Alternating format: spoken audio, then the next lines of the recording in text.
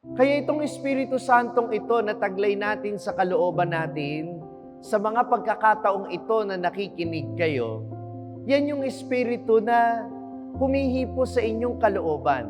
It is not actually the words of that priest that touches your heart. Oo, ginagamit ng Panginoon yung boses namin, yung mga pananalita namin, para hipuin ang inyong puso.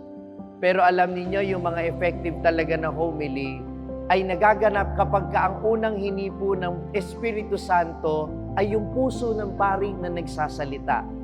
At kapag narinig natin iyon, yung Espiritu Santo na taglay ng mga tagapakinig, yun naman ang bumabago sa puso natin.